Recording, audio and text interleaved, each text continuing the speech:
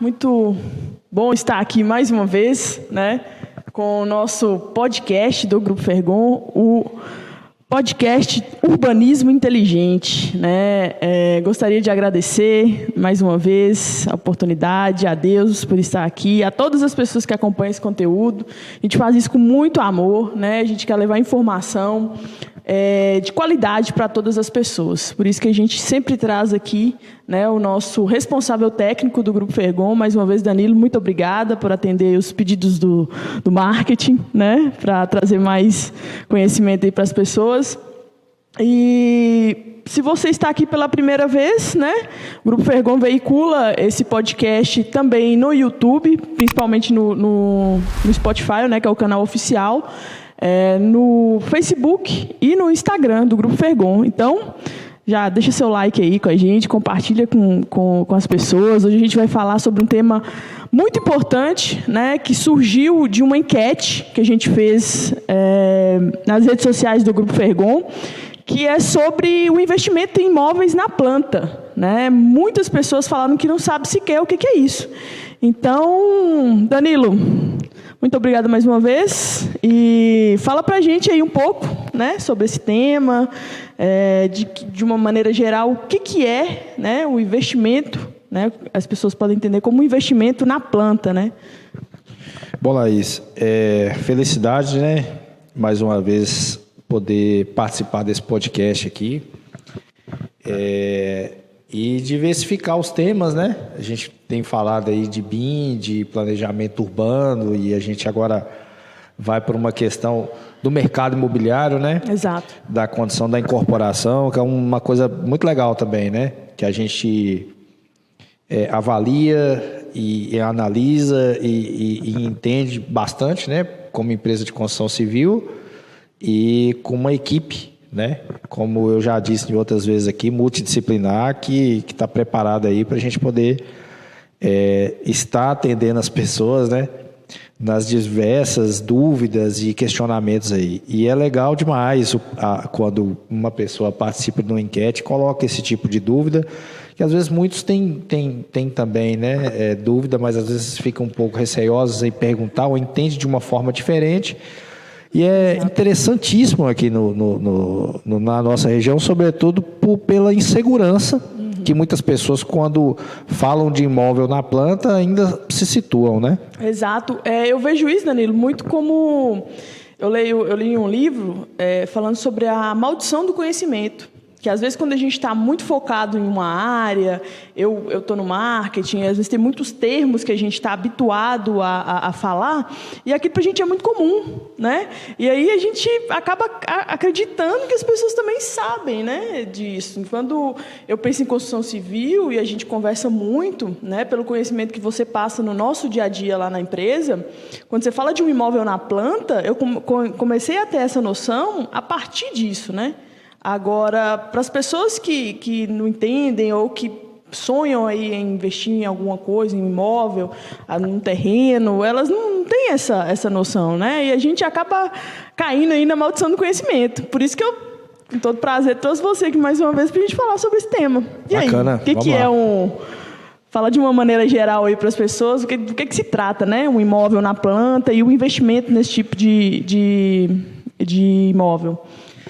Bom, Laís, a gente pode definir um imóvel na planta distinguindo, né, as formas de aquisição dos imóveis, né? Perfeito. A forma tradicional, o imóvel ele é finalizado e a pessoa faz a compra.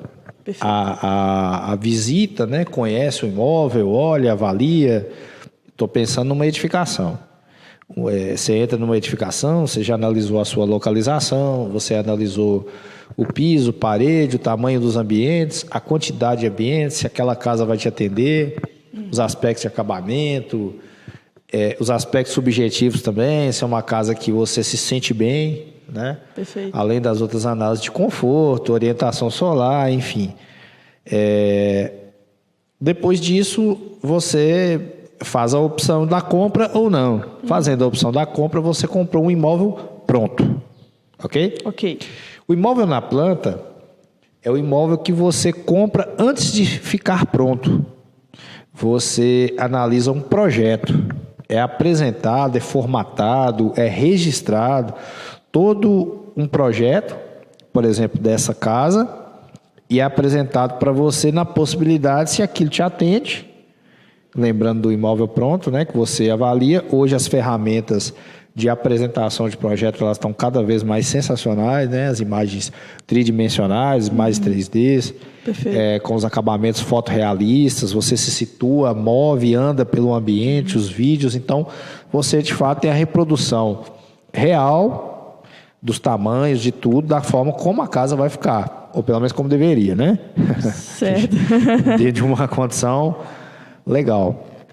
E então o imóvel na planta é quando você faz a aquisição, e esse termo é chamado porque ele ao invés dele estar pronto, ele ainda está na planta. Planta que é um projeto técnico, né? No papel. Então, tipo, você compra no papel, você compra a promessa desse imóvel ficar pronto.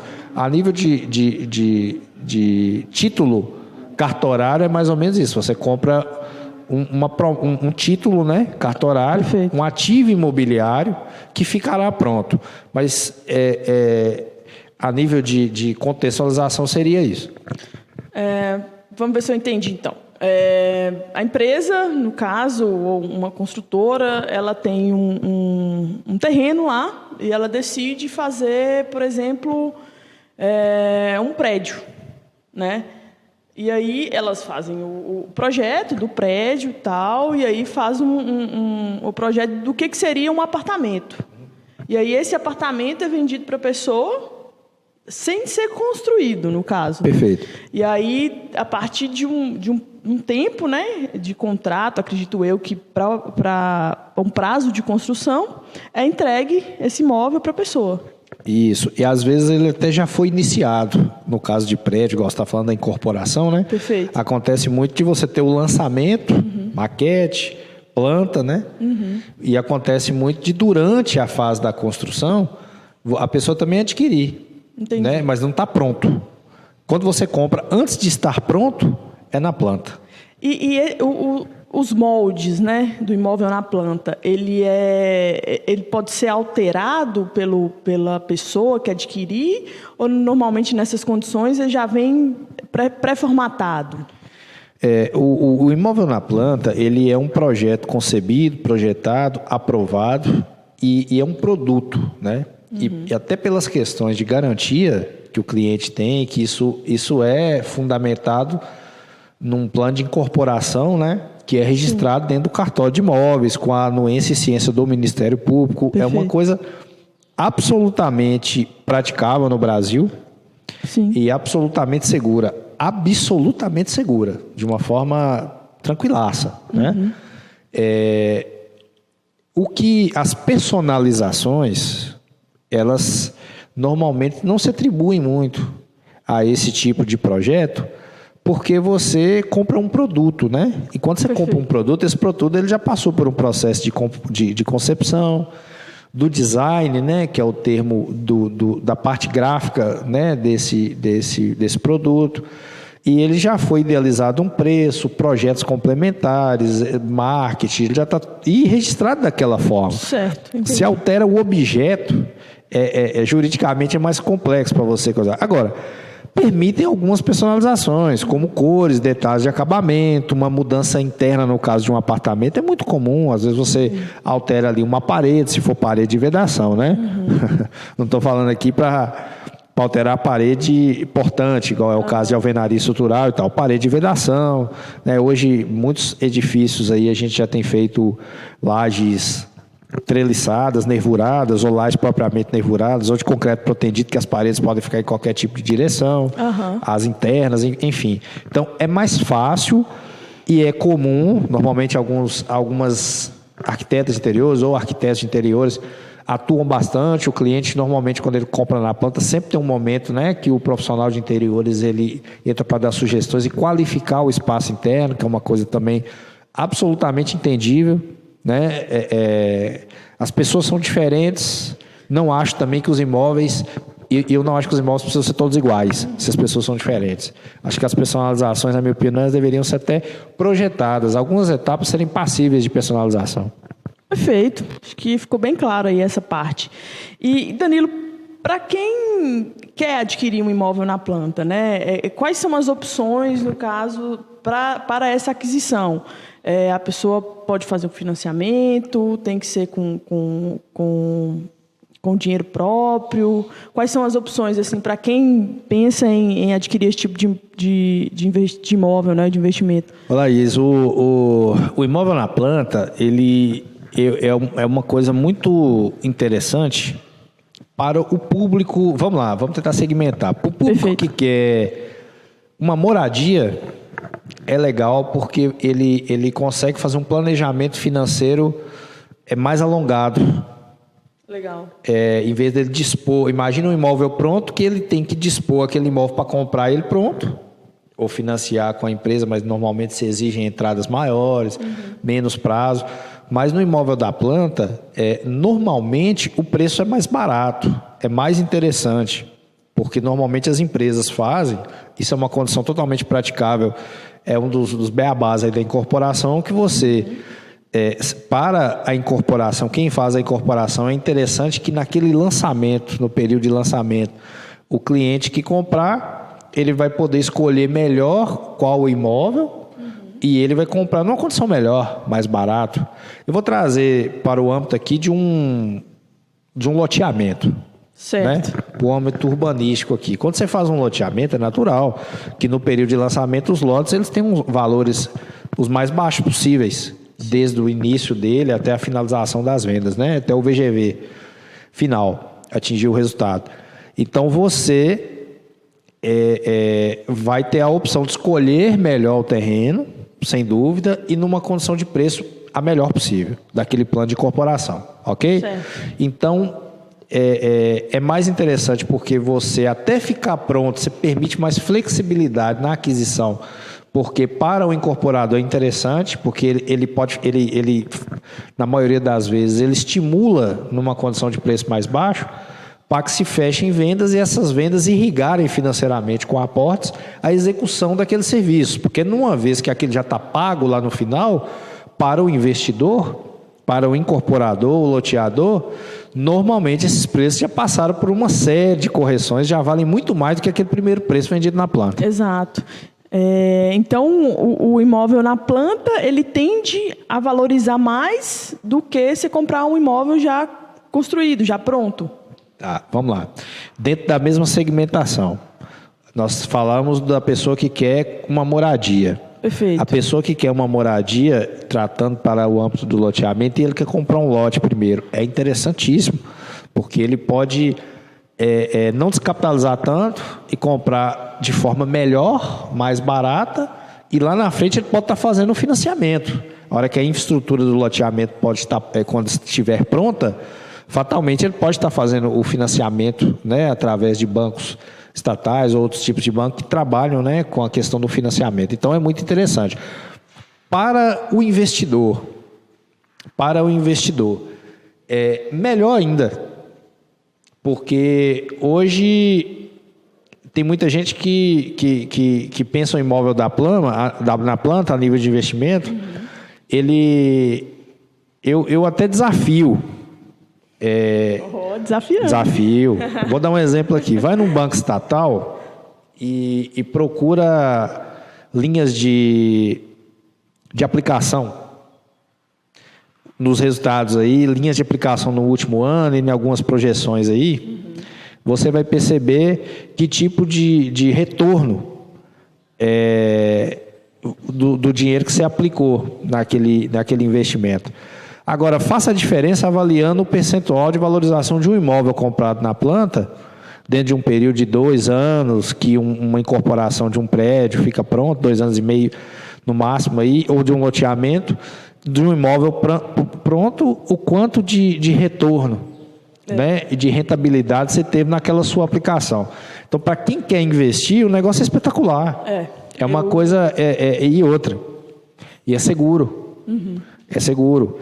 A gente tem na literatura aí situações de desvalorização de imóveis que é uma coisa natural. A gente tem aqui na cidade situação de desvalorização de imóveis, mas, de uma forma geral, o imóvel ele tende a uma valorização, né? Natural. O ativo imobiliário tem essa particularidade, né? Por isso é o tipo de investimento mais seguro que existe, né? Verdade. Então, assim, mas para o investidor é espetacular, para quem quer comprar é uma coisa muito boa. E tem um público muito interessante, Laís, que é o público que já tem construção. Que eu falo diretamente para esse público aqui, que é o público aqui da cidade, algumas pessoas que falam assim, eu tenho medo de comprar na planta. Eu falo assim, mas se você tem medo de comprar na planta, e a maioria dessas pessoas, elas construíram um terreno próprio. Aí eu falo assim, engraçado, quando você comprou um terreno, você aprovou aquele projeto, definiu um projeto, foi na prefeitura e construiu para você, ou você fez um contrato com alguma empresa, uma consultora, um engenheiro, enfim, que construiu aquela construção. Ele tinha a promessa datada e afirmada em contrato de um imóvel que ele não estava pronto. Exato. Que ele não usava espacialmente aquele imóvel, mas ele assinou um contrato para pagar de forma dissolvida na evolução de cada parcela, que aquele imóvel ia estar pronto. No momento ele imaginou que aquele imóvel não está pronto, porque estava no contrato, já estava projetado e estava tudo acertado. Não há diferença no imóvel da planta, é o mesmo procedimento. É isso que eu ia perguntar. Aliás, qual que é mais seguro. Qual que é a diferença? Porque isso aí que você acabou de falar, que já comumente já acontece lá na empresa, né? Que a gente já faz esse tipo de trabalho e projetos. Eu ia justamente questionar, porque não existe diferença. Eu imaginava que... O processo de construção é o mesmo. Com aquilo que eu falei, que é um título de promessa, é isso. É porque normalmente a gente vê muitos imóveis na planta, igual quando eu morei em Campinas, e eu via muitas incorporações disso, inclusive eu já visitei algumas lá, e a questão do imóvel na planta é porque tem muito volume lá. Eu vi prédios, condomínios fechados enormes, com casas todas iguais. Então eu via muito disso. Então eu não sei quais os critérios de contrato ou jurídico que tem a diferença, talvez, desses projetos e construções que o Grupo Fergon realiza hoje. Eu não sei, essa construção em massa, né, de vários imóveis. Então... como eu te disse, o processo de quem faz uma prestação de serviço para construir, ou quem fez e relata para a gente, igual eu citei, que é outro, segmentando o outro público, para esse público aí, só para fechar, eu te garanto que a maioria deles, no segundo momento de aquisição de um imóvel, fazer uma nova casa, ele vai fazer na planta. Porque ele sabe que ele já passou pela primeira dor, e na segunda dor, ele não quer. A primeira dor é de fazer de forma sem conhecimento, contratando talvez um profissional ou uma empresa que não executou exatamente o que estava especificado no contrato, né?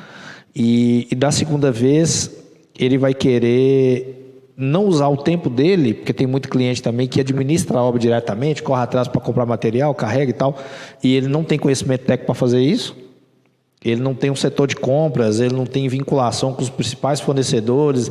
Eu tenho certeza que ele não vai no site da Cebic todos os dias para ver o que está falando. Ele não acompanha a variação dos preços dos commodities na moeda internacional. Porque isso aí, a gente da construção, nós somos obrigados a fazer. A gente vive disso. Inclusive, não dá muito spoiler não, porque isso aí é tema para um outro podcast. Sim, mas é só para falar um pouco, mas com muita humildade. Sim. Com muita humildade. Estou falando aqui que a gente compra melhor do que ninguém também não.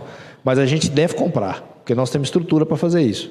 A gente tem tecnologia, tem software, tem setores, tem gente muito qualificada para fazer isso. Isso é verdade. Né? E isso que eu estou dizendo é o seguinte, porque a gente conversa, tem um network, tem pessoas, tem fornecedores, tem um know-how aí de 15 anos só no norte de Minas para comprar bem. Estou falando de material. Certo. Fora outros níveis de contratação e a execução da obra.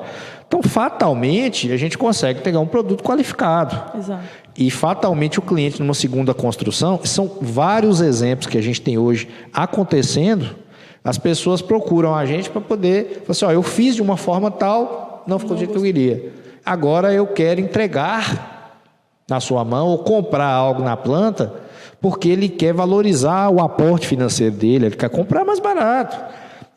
Talvez, não são todas as pessoas que têm experiência com construção, de entender de fato o imóvel na planta, nós estamos aqui justamente para responder isso. Exato. Mas eu te garanto, Laís, que a maioria delas hoje já tem algum conhecimento sobre a sua gestão financeira, sobre as suas finanças. Se não tem, pelo menos preocupa, e por mais que a pessoa talvez não tenha, mas obviamente ela quer um melhor retorno do seu dinheiro que está aplicado ali.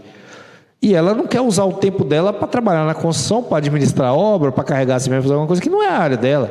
Ela vai usar o tempo dela no que ela sabe fazer, no seu trabalho, na sua empresa, no seu comércio, sua prestação de serviço, para ganhar dinheiro. Exato. E colocar aquilo para quem é o especialista para poder fazer, ou a empresa especialista para fazer. Isso é naturalidade. As informações, graças a Deus pela internet, como essa que está chegando para você aí, elas vão servir para orientação. Né? Assim como nós nos orientamos o tempo inteiro em outras vertentes, a construção civil é dever da gente estar conversando sobre isso daqui. Então, o imóvel na planta, como segunda aquisição de um imóvel, certamente ele é procurado pelas pessoas que já têm imóvel. E exatamente, Danilo, isso que você está falando corrobora muito com algumas pesquisas que eu fiz, que hoje, pelo atual cenário, né, do mercado imobiliário hoje, que vai até na contramão da economia que hoje tem no Brasil. Certamente. O mercado imobiliário tem números aí ótimos, né? Projeções muito boas aí para o ano de 2020. E eu vi... 21, perfeito. Obrigado pela correção. Eu vi em algumas pesquisas que as pessoas, elas têm um aporte financeiro, né, para poder investir, mas elas estão preferindo usar o investimento, o financiamento, né, para aproveitar essa questão aí desses financiamentos baixos e adquirir, né, mais imóveis e ter esse ativo aí na mão para lá na frente, quem sabe, conseguir faturar aí com esse investimento. E aí eu queria saber de você o que você acha disso, se essas pessoas que estão aproveitando esse momento estão fazendo a coisa certa, tem todas essas questões dos materiais também, que a gente vai abordar em um tema mais para frente, mas de maneira geral, você acha que é positivo a pessoa, mesmo tendo um aporte financeiro, fazer um financiamento para poder fazer um investimento no imóvel na planta? Olha, e sobre os materiais, muitas pessoas às vezes falam, eu vou esperar um pouco, porque os materiais vão baixar de preço. Dificilmente o material vai baixar de preço de construção. Tá? Talvez elas vão estabilizar e diminuir uma curva um pouco por causa da produção, no aumento natural da produção. Se a gente não enfrentar outras restrições aí de pandemia, a gente começa a patamarizar, né, esse equilíbrio aí de produção, o que tem estoque e venda. A gente tem pelo menos uma estabilização. Dificilmente vai baixar, isso é uma condição natural de mercado, né? As empresas aproveitaram para fazer a famosa liquidação dos seus materiais e com preço maior. É a primeira liquidação que um setor faz com preço mais alto. Uhum. Mas, enfim, né? Isso é cíclico, né? Então, a gente precisa analisar isso daí. Perfeito. A gente, avaliando o que você disse, a questão do financiamento, eu diria que é uma oportunidade. Porque nós estamos numa taxa de juros muito baixa, até subiu anteontem um pouquinho, Selic, mas ainda está espetacular.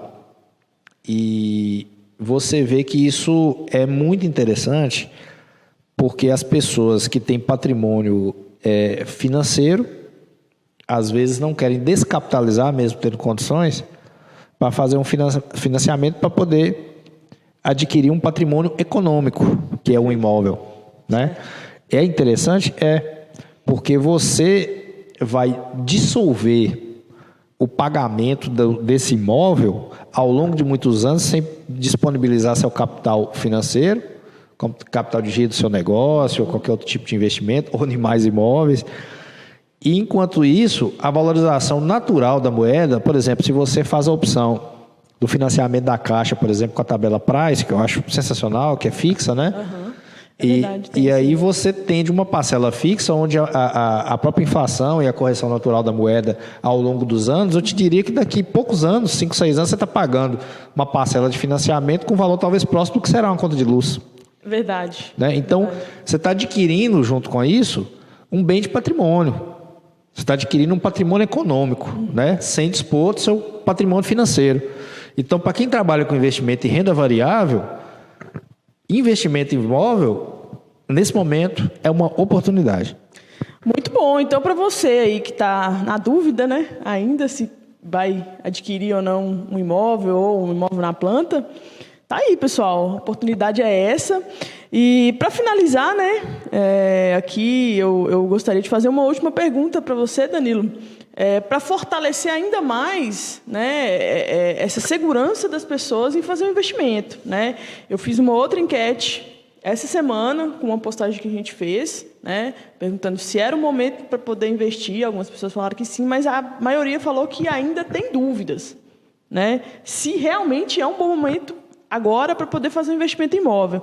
Então, dentro de tudo que a gente conversou aqui, existe algo ainda que você pode dizer para essas pessoas, né, para aumentar talvez um pouco mais a segurança delas, né, para fazer esse investimento?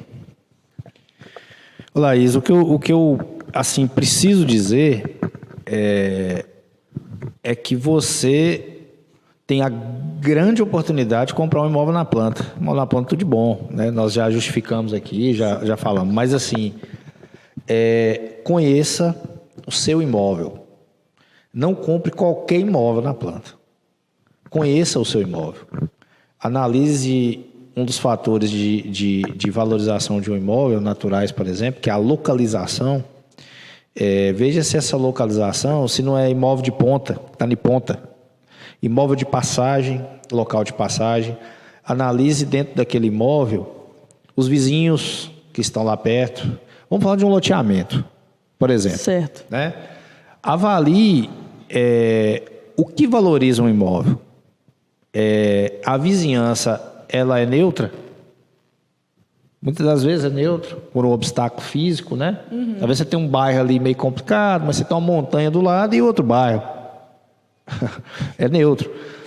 Tem uma vizinhança que agrega, como a BR-251, que é uma vizinhança que agrega muito. Não estou falando de um lote do lado da BR-251, que esse lote já que agrega pela questão comercial. Perfeito. Sem dúvida, né?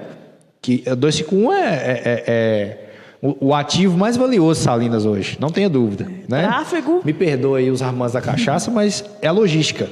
Não tem segmento comercial, industrial, econômico que cresce mais que logística. E nós estamos falando de uma rodovia que passa mais de 10 mil veículos por dia, né? Que sai do segundo maior entroncamento rodoviário do Brasil, lá em Montes Claros, e a única rota que liga ao Nordeste, enfim. E pouco explorado aqui, né, Danilo? Pouquíssimo explorado. Então, isso é muito interessante, tá bom? Outra coisa, avalie, conheça o seu produto, qual a condição geológica do seu terreno, qual a condição geotécnica do seu terreno.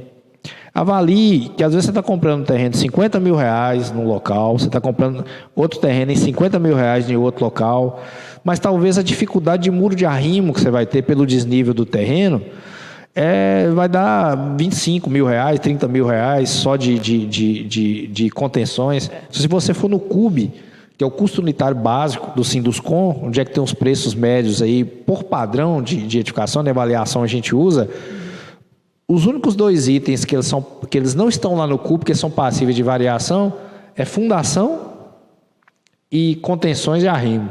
Eu digo não condição natural, né? Tem elevadores, outras coisas que saem fora de uma curva para você estimar preço, que pode variar bastante. E aí você avalia que contenção e a sua fundação, exemplo, às vezes você achou um bom imóvel, que é direito seu, a localização às vezes é muito subjetivo. Às vezes, aqui na cidade, por exemplo, tem um rio que corta a cidade, já teve cliente que fala assim, não, Danilo, eu quero morar do lado de lá do rio, eu quero morar do lado de cá. Tem isso, né?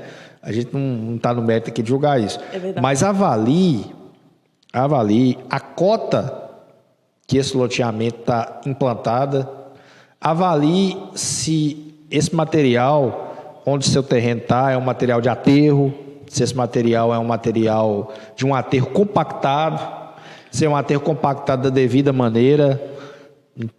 Não tem nada contra aterro. Aterro é uma coisa natural. Se você for daqui a Montes Claros, de Salinas a Montes Claros, você vai ter vários trechos de rodovia com cargas que são aterros, outros são cortes. Isso é normal. Na geotécnica isso é normal, isso é comum. Agora, você tem que entender que você vai gastar mais no terreno que tem aterro. Tanto e se aterro... debaixo do aterro tiver areia, pior ainda. Então, você vai gastar mais. Você vai fazer uma fundação com 1,5 m, 2 metros de profundidade, é diferente de você fazer com 10 metros. Isso não sou eu que estou falando. Isso é o fato do orçamento. Você vai gastar mais tempo, mais material. E quanto vai valer seu terreno? Quanto vai valer a construção nesse terreno? Então, avalie todos os aspectos. Avalie muito a questão da chuva, a questão da água de chuva, avalie se aquele projeto, se aquele produto foram feitas todas as análises técnicas possíveis. Estou falando isso, Laís, de uma forma até como desabafo, porque nós fizemos um licenciamento estadual Las Ras, que foi o único feito aqui do loteamento aqui na cidade, que nós fizemos estudo de cavidades subterrâneas, ou seja, para verificar se tem algum tipo de orifício na parte subterrânea de toda a área do loteamento que a gente fez. A ideia é se tivesse caverna, se tiver alguma falha geológica, alguma e não tem nada, né? Graças a Deus, senão não tinha liberado. Nós fizemos um projeto de drenagem, nós fizemos, como eu disse na última live, no último podcast, que nós fizemos através de software, né? A simulação dos sistemas de águas pluviais funcionando certinho, a previsão da cheia de um rio, que graças a Deus nós temos próximo, né? Sim. A área nossa lá, que tem um parque maravilhoso que está projetado lá do lado, estou dando spoiler, né? Maravilhoso mesmo, está dando spoiler. Mas nós pensamos a máxima da cheia, a ponte que será implantada na altura lá da Passarela da Alegria. Então, assim, foram feitos todos os projetos antes de compor preço, antes de fazer qualquer coisa, além de uma exigência da legislação e do órgão técnico de licenciamento, e os órgãos, né, que nós trabalhamos com o SUPRAM, com o órgão, o IEF, né, enfim, for para a esfera estadual. Não fiquei com raiva, não. Às vezes a gente fica um pouco com raiva por causa da demora, mas não ficamos com raiva porque foi todas essas exigências, não. Tudo que é exigido, a gente tem o prazer de entregar porque a gente trabalha sério. Agora, que o cliente ele busque ouvir de um lado e ouvir do outro se existe esse trabalho técnico organizado de uma empresa especialista em urbanismo, no caso de um loteamento. Isso do outro jeito está sendo feito da forma mais rápida ou mais tocada possível para poder vender logo. Não é o nosso objetivo. Nós entregaremos experiência, qualidade, segurança e várias outras características. Isso é o básico. É o que nós temos que entregar. Mas além disso aí, nós entregaremos experiência. Entregaremos muita experiência. Eu acompanho aí alguns projetos e o pessoal está incrível. Então, pessoal, fica atento, né? Não comprar gato por lebre aí, todas essas questões, que às vezes você acha ali que está fazendo um bom investimento, mas na hora que coloca na ponta da caneta, né? Que vai somar tudo isso aí, acaba ficando um custo muito mais alto. Laís, mais uma coisa que eu acho que é importante, tá? Às vezes, quando a pessoa compra um imóvel, é bom pensar muito na análise, né? Nas ofertas que você tem disponível, para poder entender assim. Às vezes eu tenho um imóvel próximo de uma praça, que é uma coisa maravilhosa para mim, sabe? A pandemia mostrou muito quantas pessoas moram mal. Inclusive, eu tenho certeza assim, que muita gente repensou em fazer uma segunda construção. Gente que falava, não vou construir mais, eu já construí uma vez. É como se fosse uma sentença de morte, né? Eu construí uma vez, não vou construir mais nunca. Não, isso é natural, tá? E a mudança é natural. Nós estamos passando por um processo de mudança gigantesco com a pandemia aí, né? Nas evoluções tecnológicas, enquanto ser humano, espiritual, e precisa mudar. A mudança é legal. Nós mudamos desde quando a gente nasce, né? Quando a gente nasce, a gente aprende a falar, olha para você ver, a gente aprende a andar e a gente vai aprender no resto da vida. Exato. E saindo da filosofia, vamos entendendo aqui o seguinte: um imóvel próximo de uma praça, para uma residência, espetacular. Para um imóvel comercial, também é muito legal. Porque uma boa praça vai ter pessoas vão utilizar, pessoas também vão passar ali para consumir.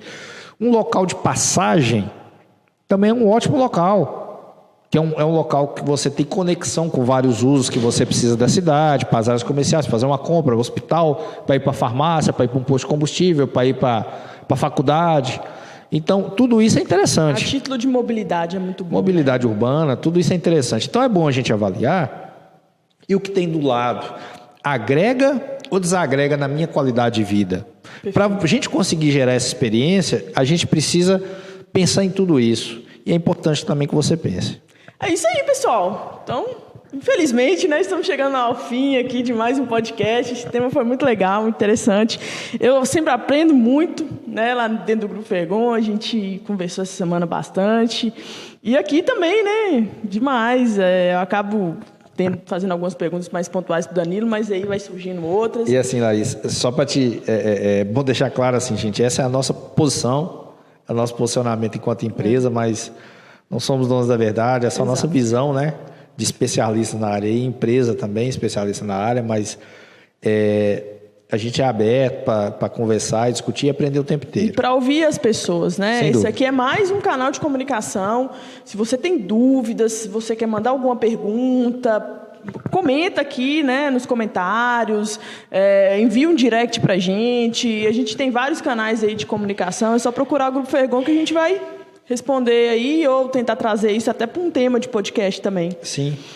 E assim, Laís, só para fechar e já agradecendo, né, agradecer bastante a você que disponibilizou seu tempo aí para estar ouvindo a gente na caminhada aí, na academia, ou tá vendo a gente, no carro, tá vendo. Então, compartilhe aí, nos ajude aí a gente chegar no máximo possível de pessoas, nos ajude a formatar isso, a melhorar, sugestões. Exato. Tá bom? Venha fazer parte. Nós temos um leque, um portfólio muito amplo dentro da construção civil para oferecer para você. E nós temos executivos de negócio dentro da empresa que estão prontos para poder atendê-lo. Com certeza. Beleza, pessoal? Então, até o próximo podcast, né? Fica todo mundo com Deus. E é isso aí. Grande abraço.